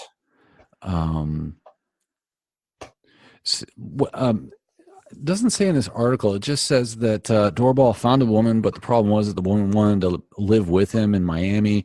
But by then, Doorbell was living on Main Street and playing the CIA agent for Lugo's girlfriend. So they were saying that both CIA agents and this woman that Doorbell had met, he didn't want to get her intertwined because it'd be weird. There were more problems. Doorbell began having mood swings. He'd abruptly change his mind on any manner of subject. Worse, he was, here you go. His libido was limp. Mm-hmm. Yeah. So due to steroid use. For bodybuilders, it was almost an occupational hazard. She guided him to Dr. Eric Leaf in Coral Springs, who specialized in treating long-term steroid abusers with hormone therapy. But the day finally came when Doorbell told her he just couldn't see her again, and she was devastated. So this guy, he's got, they say roid rage. He just, I don't think it was roid rage per se. I think it was a little bit of everything. I think it was stress. It was roids. It was his everything was spiraling out of control. He was doing too much. He was spread too thin. He was trying to live a lie. He wanted to have happiness, and it just fell apart. A few days later, on top of that, your dick doesn't work, and so it's like that's pretty disconcerting. So let's get back to Schiller. So Schiller flew to Colombia after all this, after he could start walking, sort of. Couldn't stop having nightmares. He'd erupt at night, having these night terrors, and he was trying to get his financial life back together with the help of his Miami attorney. There was outrageous charges on their credit cards, all phone cards, and none of it made by him or his wife. His deli franchise had been dissolved. The house no longer now belonged to Nassau Bahamas Corporation. He knew nothing about. His offshore accounts, in which he kept 1.26 million investments, had been cleaned out. His checking account was empty. He began compiling documents that followed the transfers of his property and so he's doing all this. He's looking in everything, and he's realizing, oh my God, these are all the documents. That whole time I was giving him autographs. This must have been it. Oh my gosh, he's just now realizing this. And also, this is before the time when, like, now it's like you get 14 phone calls on your phone if you use your credit card at a grocery store. This is, again, for the millennials in our office or our audience, way before that. Like, you could get away with horrible amounts of financial murder and no one would care or know because it was so unknown at this time. During this freak out, he's looking at these documents and he's saying that, let's see, it says here, during the Super Bowl week, Schiller's letter arrived at this guy's name is Dubois, or Dubois. I think it's Dubois. This is the guy that he called up on the phone. He's got detective ties, and his dad was the FBI agent. So he's got all this. He's got the hookups for finding out stuff.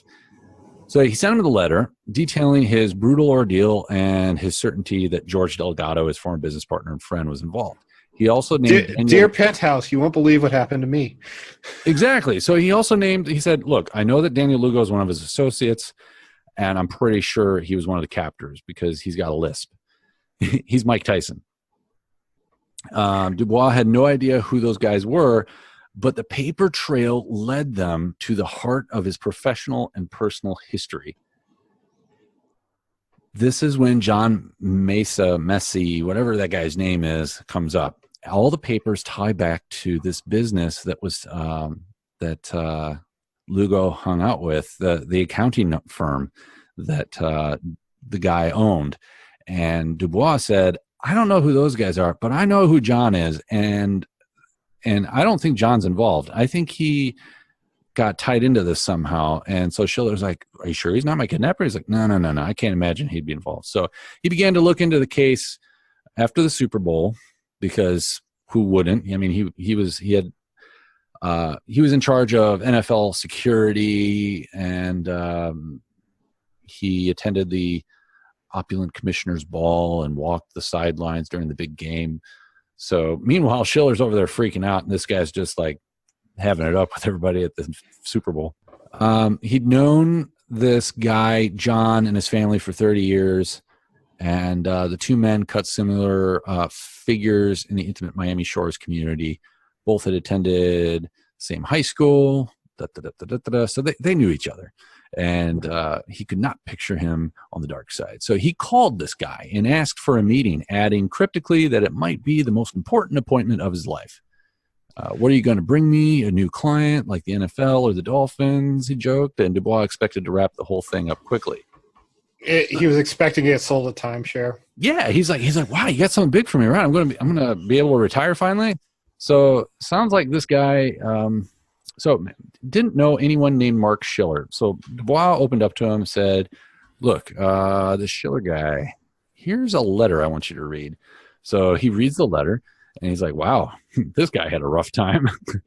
And did he know George Delgado and Daniel Lugo? To the detective's surprise, he said yes.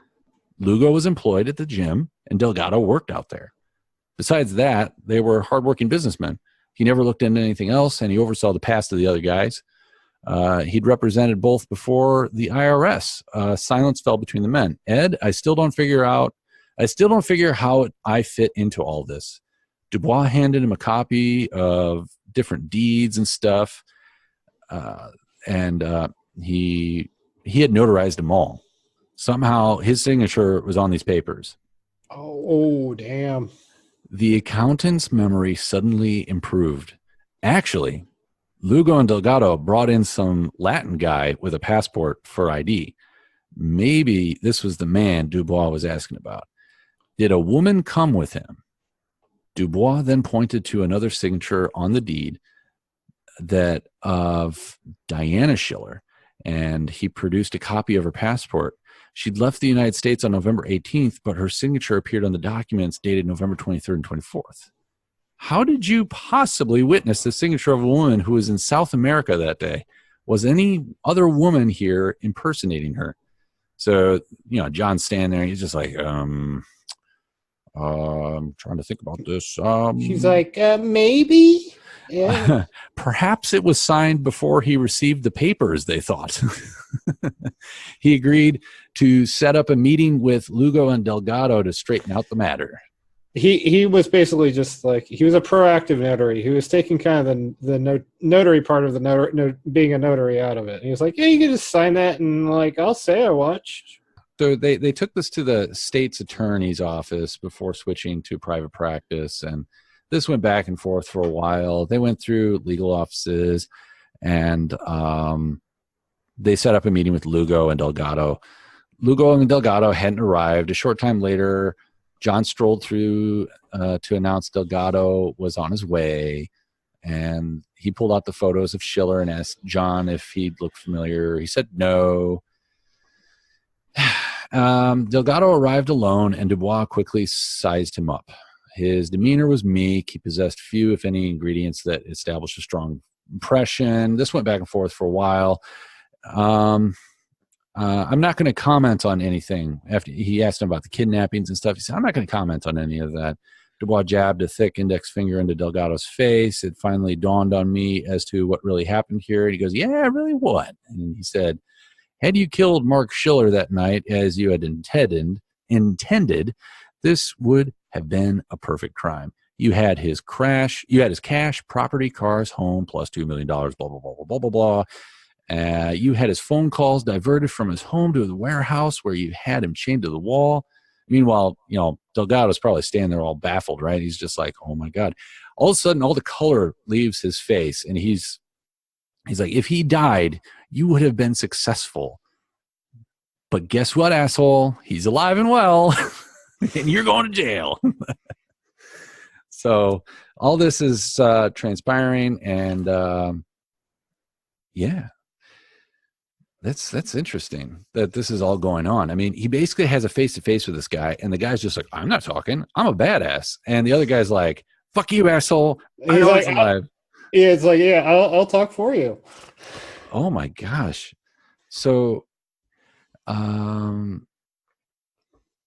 this is transpiring in John's mind that Lugo was using the office as like the gang hangout for making these ideas when they're not at the gym. This kidnapping had happened. Yeah, it's a dastardly hangout of the Sunjin gang. Yeah. They pieced together all sorts of stuff. At last, George Delgado showed up. We're not going to talk about this anymore. Well, then why are we here? Because we're going to give you Schiller's money back. So they thought that if they give back the money, they'll just forget about everything. And when and where do we get the money? Schiller, he knew, had no liquidity and was in need of hard cash. The return was conditional, Delgado explained, but first, Dubois and Schiller would have to sign an agreement that they'd never repeat the story to anyone. We'll give you back the $1.26 million and everything else, but you can't tell anybody that this happened. Yeah, just keep that quiet. Keep that whole kidnap and hit by a car and attempted murder. Keep that between us. Yeah. Oh my gosh, this story it's a long one, Larry. This is a really long story. So they agreed. They agreed to pursue the payoff, but they needed to consult an attorney first. Okay, the former prosecutor. Of course. Yeah. What kind of bozo says this to an attorney? This Schiller is accusing me of kidnapping him for a month, torturing him, and stealing all his money and property. It's a lie, but I'm going to pay the $1.26 million anyways. He wasn't even sure the gang could find a lawyer to draft such a contract. They're like, who's going to go to a lawyer and say, hey, I had nothing to do with this, but I'm paying him all this money? Oh, please tell me that lawyer is Michael Cohen.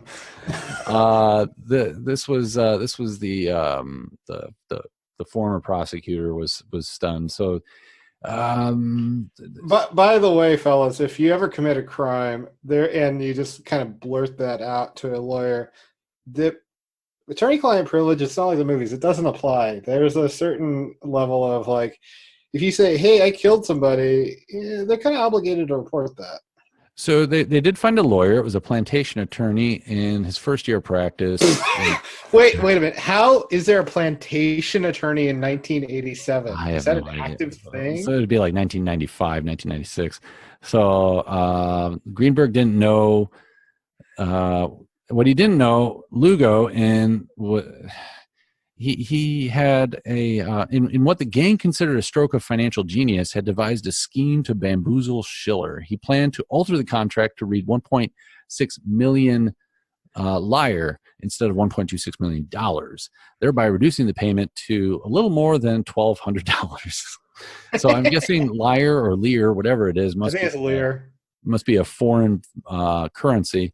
Yeah, I think the Lear, and don't quote me on this, what is the Argentinian currency, or was?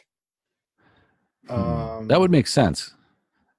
It would either be Argentinian or Colombian, one or the other. But I thought it's weird because too, I thought they were all on the, like, down south. I thought everyone was on the peso, but maybe not. Yeah. Then let's see.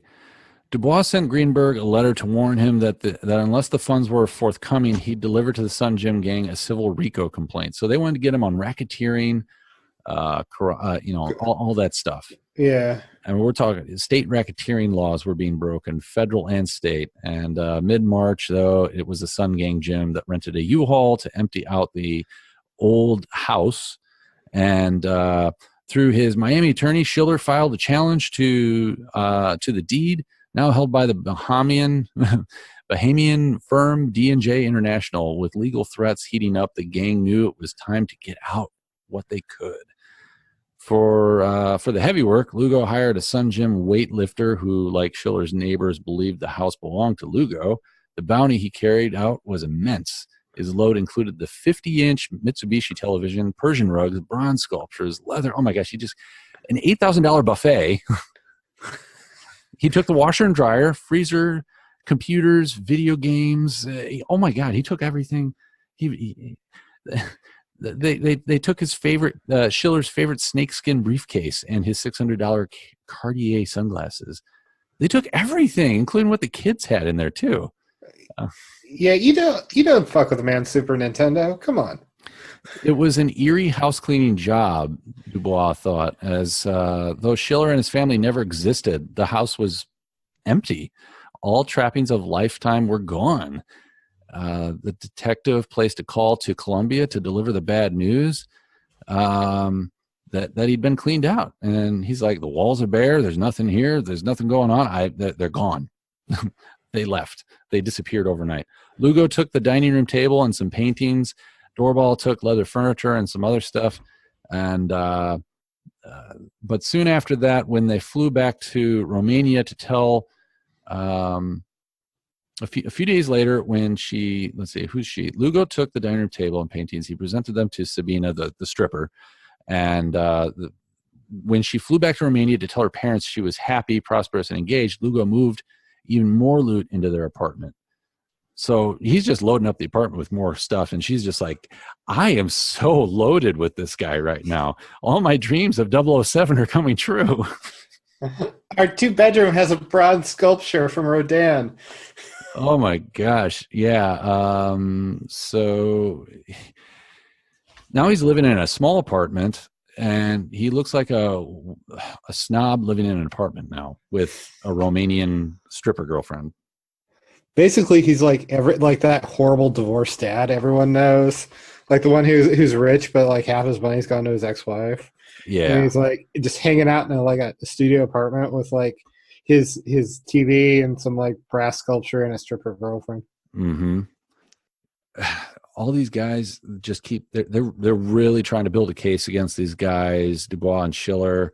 Mark Schiller disappeared on the afternoon of November 14th, 1994. During his captivity, he signed over everything he owned to the individuals. This is the investigation that they came up with. During his captivity, he signed over everything. On December 15th, he reappeared broken in the emergency room at Jackson Memorial Hospital. Dubois had information on the Sun Gym members. He listed them all. And the gym owner, John Messi, whatever his name is. So everybody's being named. And he had a copy of Lugo's federal rap sheet and divorce documents. An hour later, he spent an hour with they polygraphed Schiller. Well, I mean, it's multiple crimes. I mean, they were doing some fraud. Then they were doing it was like kidnap, fraud, attempted murder. No one the cops don't get involved until way late in the story because Schiller, from what I understand, wanted them kept out of it, and the cops didn't fully believe him anyway. They didn't believe him. They gave him the lie detector. A whole bunch of stuff just didn't add up right. And the problem is that Lugo thought that they were going to lose all this money, right? So the group basically panicked and decided he came up with another idea. And that idea... Because when you run out of money from one crime, what do? You commit another one. Oh yeah. So the problem is I'm trying to remember who this other guy is. Stripper girlfriend wanted implants. As they do. I mean, you can't get out of that. Doorball gets mad at another guy because he's making fun of his impotence. So he's like, we have to go after this guy. So the gang, basically the gang starts picking out different people in the gym. They're just like, let's use the gym as a place to target people now. Let's find people who have money. But Doorbell and Lugo needed assistance to pull off another takedown. They were getting so desperate they even considered Carl Weeks, but Weeks' self-improvement journey to Miami hadn't gone well. Crack will do that, I guess. He was back to boozing, and he'd recently been arrested for carrying a concealed weapon, a gun he bought because he was terrified of the gang. He was terrified of them. He suspected he'd been recruited to Miami by the gang, specifically to kidnap Schiller. Only one good thing had come out of the nastiness. He got $50,000, but he was driving a BMW. He got a BMW. Lugo was saying to his girlfriend, look, this time it's the FBI. They wanted him to capture some guy named Frank Griga, a Golden Beach businessman who used women for sex, especially Hungarian women. Besides that, he was circumventing U.S. tax laws. So he had to go after the guy. So his girlfriend was just like, "Ooh, you're going on an assignment. I'm so patriotism is great." And so they got this bullshit story going on to their girlfriends about this. And so this guy has lots of money, and they decide we're going to get this Griga guy. So they snatch. First of all, he tells them the guy's real name. I'm going to tell my girlfriend the guy's real name that I'm snatching up. So they would snatch Griga and his girlfriend from Griga's mansion. After Lugo and Doorbell entered the front door, Sabina would wait until she saw the garage door open and Doorbell driving the Lamborghini out into the driveway. Then she would back Lugo's gold Mercedes into the garage. Griga and the girlfriend would be stashed in the trunk of the Mercedes. They'd be handcuffed, gagged, tranquilized, blindfolded. When you see it, you will be frightened. They'll be tied up. They'll have tape over their mouths, but they'll be okay. That's what he told her. What about the girls? They're fine. Why are you bothering her? We can't just let her. So he said, you can't just let her go. She would talk, but we won't hurt her. Trust me. So there was a party. There was a surprise party for this Frank Griga guy for his birthday. And a dozen Hungarians were in attendance. And so at 6:30 the following evening, all this stuff is going on, and they decide for this meeting, the weightlifters had abandoned their muscle shirts and jeans in favor of tailored suits and ties. So they show up to this party.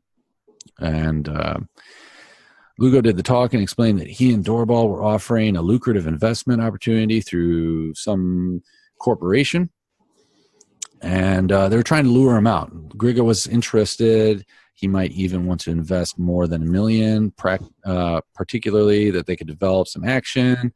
So this goes, they get to talking with him, and they decide, okay, let's abduct him. So they get this guy, and they drove on toward the Golden Beach without incident. And Lugo called Griga from his cell phone to ask if they could stop by. No problem. So Lugo shoved a CD in the car stereo and played the Eagles' Life in the Fast Lane. Now they had a soundtrack for the mission. So they're like, yeah, we're on a mission. We're listening to the Eagles, man. Eagles, yeah. Nothing says determination like soft rock from the 70s. So the guys got to the house.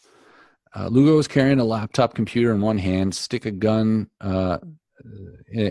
a gun in his waistband with the other, and Doorbell approached the front door. Lugo clumsily knocked over the garbage can. This guy wasn't there. Right. they screwed up. They missed him. He didn't show up, and so they argued for a while. The timing wasn't right. He got a phone call again from Griga to invite him and their stripper girlfriends to dinner that evening. They can meet at Miami Lakes. They said sure. After Griga heard back, he was waiting to hear back on the investment, whether it would check out and whatnot. He was unsure still if these guys were really who they were saying they were. Sabina waited for hours. Lugo showed up at midnight alone, looking distressed and saying the dinner went well, but he wasn't sure that they didn't want to abort yet. The whole thing. Over the next few days, Griga studied so he's looking into his corporation package. He ran over the proposal, and he's starting to think now. He's like, okay, I really want to make some money, and these guys keep telling me they're going to make some money. I went to dinner with them. They seem cool, but on the back end, Lugo and Doorbal, they're freaking out, right? Because they got roids going on. They probably got cocaine going on for all we know. They're probably paranoid as all get out. I mean, could you imagine two muscle guys just freaking out over this whole thing? I mean, they've got the adrenaline pumping, but this guy's actually taking them seriously. This guy is actually wanting to. Yeah, it's and also like there's the anticipation of what they know they're going to do, versus like this guy's just like, yeah, I'm gonna make $1 million off. Like they seem cool. They have stripper girlfriends. I have stripper girlfriends. We can all make some money. So they were going to have a get together, but then Griga invited more people over, and before you know it, more and more people came up. Gosh, I think they were trying to kidnap him that night, but it didn't work out because he invited all these people over for this party. So they were just like, oh, fuck. So they can't. Pretty much what happens is that they wind up subduing Griga and this girlfriend of his, and they transport the couple to Lugo's warehouse for a preliminary round of torture and extortion, just as they had done with Mark Schiller. But here's the problem, though. The problem goes down like this. They finally subdue Griga and his girlfriend. They get him to this warehouse, and they decide to try to get the money out of this Griga guy. But the Griga guy isn't having any of this. He's like, you guys fucking lied to me. I ain't telling you shit. And Doorbal, he's like, I'm shocked. There's no honor among us stripper girlfriend havers. Doorbal loses his temper and smashes the guy's head in. And Lugo's like, what the fuck are you doing that for, man? We could work on this. And he's just like, oh, I'm sorry. Sorry, boss. Sorry, boss. I'm very sorry about that. I mean, I don't know if that's how the conversation really went, but then they looked at the girlfriend and they had these tranquilizers on them. So they decided, let's get her drugged up, make her sign over everything because he had some stuff in her name and they could still get some money out of this. Problem was, they didn't know anything about pharmacology and they gave her too many of these tranquilizers and she died. Oopsie. So now they got two dead corpses. And but by the way, that's a little redundant. There are no such thing as live corpses. Oh, that's true. That's true. They got two dead bodies. Very, very good. Very good. So they got these two dead bodies. And this is where we're towards the part where they dismantle the bodies, they cut off the hands, they pull all the teeth out, they try to make it so the parts that can identify the bodies are missing. So Lugo distributes them everywhere, and this makes him think that, oh, I've got the upper hand here. No problem. If I get caught, they can't prove a thing, right? Well, they still have all that, all the story for the Schiller incident. Schiller's still out there. He's just trying to get a legal case going, but nobody's believing him. Lugo presented two witnesses on his behalf in this trial. His mother and a longtime friend, stating that when they finally booked him on charges for murder and all this other stuff, Lugo is saying, I've got two eyewitnesses that say that I have never mistreated that. I never dismembered no one. Lugo's mother presented testimony concerning two isolated incidents in which Lugo had been mistreated by his father when he was a child as punishment for misbehavior. So Lugo's already trying to say, oh, I was mistreated as a child. Nobody loved me, but my mom did, blah, blah, blah, blah. all this develops over time. Finally, somebody listens to Schiller, they get all this case going, and then they realize Griga's missing, and they recall all of the Sunjin gang being around the premises. They link everything together, basically. Everything falls down. The article says they juiced harder than Mark McGuire, pumped iron faster than Lamborghini Diablo's pistons, and on more strippers than Juicy J at King Diamonds. They financed all their stuff through kidnapping, torture, and extortion. I wonder when they were looking for these guys if they were just like, oh yeah, have you seen those guys? No. Oh, you mean the four like write it out assholes? Yeah, I've seen them around. So here's what happened to Lugo in the end, because this story can go on and on. It's a really long story. In the end, Lugo was a smart-ass criminal, as Dubois characterized him. He was the brains. He wasn't some brute street guy. So Lugo he was the mastermind. Lugo's plans were far from perfect. The Sunjin gang did manage to abduct Schiller and torture him. They stole the money. They got the house. But that didn't stop the gang. Again, with Griga and his girlfriend, snatching the pair during a business meeting. This time, everything went wrong. As I said, they smashed his brains in, and then they gave her a lethal dose of horse tranquilizers. Lugo brought chainsaws and hatchets, and Doorbell helped dismember the couple, chopping off their hands. When Metro-Dade homicide detectives finally got warrants for Lugo and the rest of the minions, the mastermind fled to the Bahamas with a stripper girlfriend. So as one does. Yeah, he's like, let's go. But they had something else up their sleeves. They reached out to there was a multi-agency task force. So he was thinking, oh, they can't touch me here. But there's something called extradition, and governments can work together. And if the governments want to work together, they can send you back. And that's what they did. This helicopter landed on this beach, and Lugo's like, oh, what's this? And they're like, hey, you're coming back. So he thought he had one more trick up his sleeve, and he thought that because he knew where the bodies were, he would lead them. The problem is he led them to only the bodies, not the hands and feet or heads. But he was still convicted on first-degree murder, kidnapping, extortion, arson, burglary, robbery, grand theft, and forgery, June 2nd, 1998. He is still on death row, and he has not aged very well, apparently. He has a wrinkled face, and he has really let himself go. He doesn't look like his former bodybuilder self anymore. I mean, well, you take steroids away and everything else. Ugh. Yeah. Let's check on Doorbell. What happened to this guy after all this? So Doorbell. Doorbell was like the cold-hearted brawn. That's how he's being described. Doorbell loved violence over time due to the roids and everything. It just set him off. He enjoyed what he was doing. He loved being brutal. And when it came to Griga and his girlfriend, he just crushing the skull and everything.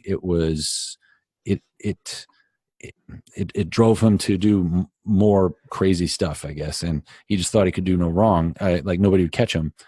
He was so chill about the brutal crimes that he enlisted his new fiance to help him scrub the blood off the condo walls. He's like, "Can you help me with this?"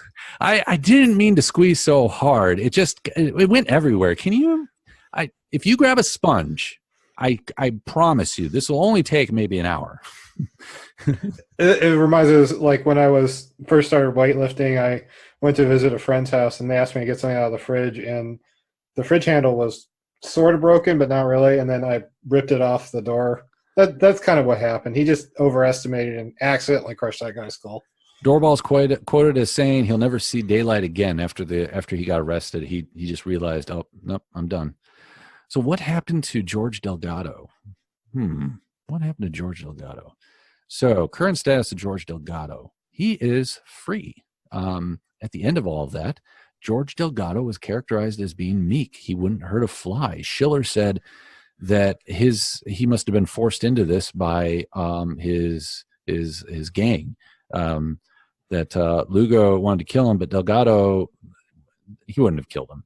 So Delgado was the first to squeal. He basically said, look, I got to save my own ass here. And as soon as everybody started getting picked up left and right, Delgado said, okay, I could tell you everything, every little detail. And the feds were like, okay, well, what can we get you? And he's like, well, how about nothing? And they're like, no. So the best deal that he could get was 15 years. He confessed to everything. Prosecutors gave him a sweetheart deal because they needed his testimony, and they couldn't prove he participated in the killing of the Hungarians either. So they knew he was involved in Schiller, but they couldn't prove that he was involved in the Hungarian Griga guy. But they knew that based upon the testimony that Lugo and Doorbal were definitely involved. So his current status is he's out and about. He was released from the Everglades Correctional Institute. He's divorced now because his wife didn't want to be married to a criminal and probably have their kids around a criminal.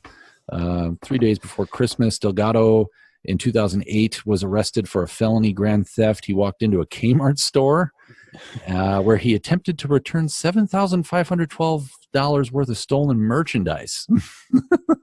Hey, I'd like to. He's like, these pants don't really fit. How many pants do you have, sir? I've $7,000 worth of pants. It's a truckload. Yeah, let's just be honest. I shit my pants a lot, so I just buy pants by the truckload. He currently resides in Southwest Miami-Dade. He's married to a woman now, and he also did not return messages left with his mother and father, who live 5 minutes from him. So he doesn't talk to his parents anymore. Delgado did not respond to a letter mailed to his home requesting comment. He's not talking to anybody. Let's find out about Mark Schiller. All right, so Mark Schiller had all that stuff happen to him. He currently is employed as an accountant in Boca Raton. Schiller also published his memoir called Pain and Gain, The Untold Story, which was then later picked up by Michael Bay. And as we all know, that got turned into the movie. Adding insult to injury of being busted by the feds, Delgado was among the witnesses who testified against Schiller. Oh my gosh. So Schiller wound up pleading guilty to conspiracy to defraud the government. Schiller was also involved in a whole bunch of money schemes. That's how he got so rich so fast. And he shared the wealth with Delgado. And so they got him 46 months in prison and a $14.6 million bill. 2 years after Schiller's conviction, U.S. District Judge, blah, blah, blah, blah, blah. So he set aside Schiller's restitution, ordered him to pay back only $128,000, well, about $128.5 from the proceeds of life insurance policy he had. Schiller, who got out of prison in 2001, maintains he was innocent, noting the main witness against him was Delgado, the same person who wanted him dead. After being released, Schiller couldn't land a job because he lost his CPA license, so he worked part-time for a vending machine route. That's sad. Yeah, that's really sad when you go from like having like a $2 million house and a hot Colombian wife to like refilling a Cheetos machine at YMCA. So he finished his memoir and found out that a Pain and Gain film came out. Nobody had come to him about rights or anything. Oh boy. Originally the character played by Shalhoub, Tony Shalhoub played Schiller. Yeah. So after him and was supposed to have a cameo role as detective, Schiller claims, but both fell through. So he claims that he was supposed to be in there, but it never came about. From the trailer he watched, Schiller says Shalhoub's brash character is all wrong. There's no resemblance of me at all. I was always a humble. That pushy, annoying guy is nothing like me at pushing annoying guy. To me, the story was about my survival. I don't understand why they make me look like a bad guy. And that, ladies and gentlemen, in a nutshell, is the Sun Jin gang and what happened. Did I ever talk to you about Lugo? What happened to Lugo? Yeah, I did. Yeah, he's still on death row, I think. I don't think they've executed him. No, he's still there. He's still hanging out. Man, it's like the one piece of advice that you have to everyone is don't do a bunch of steroids and cocaine and make bad choices. I know, right? But at the same time, if Schiller had just worked out just a little bit more, he might have had more strength to resist. If he would have done, maybe he should have had some pre-workout, maybe some. What was in the pre-workout that's been banned? Oh, some DMA. He should have had some DMA, because maybe he didn't want to do roids. Maybe he just wanted to stick with, the off-label stuff. Yeah, totally possible. Anyway, so that's my take on telling a murder story. It was a long-ass episode. It was fun. Larry, did you have fun?